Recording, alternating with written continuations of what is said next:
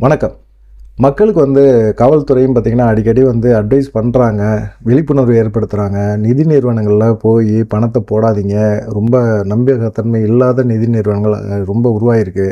மக்களை ஏமாத்துறாங்க. ₹1,00,000 கொடுத்தா உங்களுக்கு வட்டி தரோம், ₹5,00,000 ஒரு 6 மாதத்தில் தரோம் அப்படிலாம் சொன்னால் நம்பாதீங்க. எப்படி பணத்தை பிரட்ட முடியும் அப்படிங்கிற ஒரு எண்ணமே இல்லை. அவங்களுக்கு குறுகிய காலத்தில் பணம் நமக்கு அதிகமாக கிடைக்குது அப்படிங்கிற ஒரு எண்ணம் அவங்க மைண்டில் இருக்குது.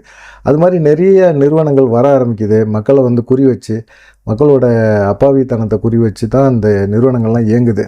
கிட்டத்தட்ட நியோமேக்ஸும் அப்படி தான். மதுரையை தலைமையிடமாக கொண்டு செயல்படுற இந்த நியோமேக்ஸில் கிட்டத்தட்ட ஒரு 5,000 கோடி ஆட்டையை போட்டாங்க.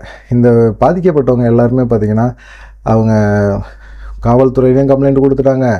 இப்போ வழக்கும் மதுரை உயர்நீதிமன்றத்தில் நடந்துருந்துச்சு. இந்த மாதிரி சூழ்நிலையில் இயக்குனர் கமலக்கண்ணனை கைது பண்ணாங்க. அப்புறமா கபிலன் அவங்களையுமே கைது பண்ணி இப்போ 2 பேருமே ஜாமீனில் வெளியே வந்துட்டாங்க. அவங்க ஜாமீனே அவங்களுக்கு கொடுக்கக்கூடாது, அதை ரத்து பண்ணுங்கள், கொடுத்த ஜாமீனே ரத்து பண்ணுங்கள், உள்ளே வைங்க அப்படின்னு சொல்லியிருந்தாங்க. இந்த மனு நீதிபதி தண்டாயுதபாணி முன்னிலையில் விசாரணைக்கு வந்துச்சு. அப்போ அரசு தரப்பில் நியோமேக்ஸ் தொடர்புடைய நிறுவனங்கள் 19 நிறுவனங்களோட வங்கி கணக்குகள் கிட்டத்தட்ட முடக்கியிருக்கோம். அதே போல் பார்த்திங்கன்னா சொத்துக்களும் முடக்கம் பண்ணியிருக்கோம், 2 சொத்துக்கள் அதே போல் அப்படின்னு சொல்லி விட்ருக்காங்க. 5 வங்கி கணக்கில் எவ்வளோ இருந்திருக்கு? 40 கோடி. கிட்டத்தட்ட ஒரு 5,000 கோடியை ஆட்டையாக போட்ட அந்த நியோமேக்ஸில் கைப்பற்றினது ஒரு 40 கோடி தான். மீதி பணம்லாம் எங்கே? எல்லாம் மக்களோட பணம். இதெல்லாம் எதில் முதலீடு பண்ணியிருக்காங்கன்னே தெரியாது அப்படிங்கிறது மக்களோட இதாக இருக்குது.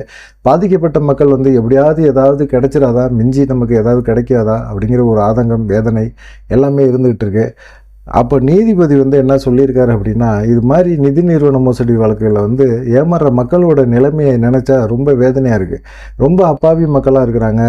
இதை யார் மூலமாவது, சொந்தக்காரங்க மூலமாவது, யார் மூலமாவது அவங்க ஏமாந்துருக்கிறாங்க. இது மாதிரி நான் போட்டேன், எனக்கு கிடைச்சிது, வட்டி கிடைக்கிது, இன்னும் 6 மாதத்தில் நான் போட்ட ₹1,00,000 ₹5,00,000 மாறப்போகுது அப்படின்னு சொல்லி ஒருத்தங்க அடுத்தவங்களை அப்படியே கனெக்ட் பண்ணி ஒரு கும்பலே ஏமாறுது. அப்படிங்கும்போது அது மிகப்பெரிய ஒரு வருத்தப்பட வேண்டிய விஷயமா இருக்குது.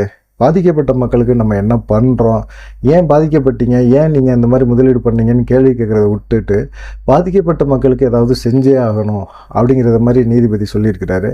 இந்த வழக்கை விசாரிக்கிறதுக்கு சிறப்பு நீதிமன்றம் வக்கீல் கமிஷனர்களை நியமனம் பண்ணது தப்பு அப்படிங்கிற மாதிரி சொல்லியிருக்காரு. இது ரொம்ப ஆச்சரியமாக இருக்குது.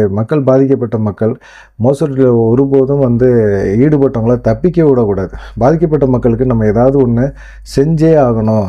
கட்ட பஞ்சாயத்து மாதிரி செய்யக்கூடாது. ஆனால் அவங்கள்ட்ட மோசடி செஞ்சப்பட்ட பணத்தை பறிமுதல் பண்ணி பாதிக்கப்பட்டவங்களுக்கு கொடுக்கணும் அப்படின்னு சொல்லிட்டு அதுக்கு தனியாக ஒரு சிறப்பு புலனாய்வு குழு அமைக்கணும் அப்படிங்கிற மாதிரி நீதிபதி சொல்லியிருக்கிறாரு.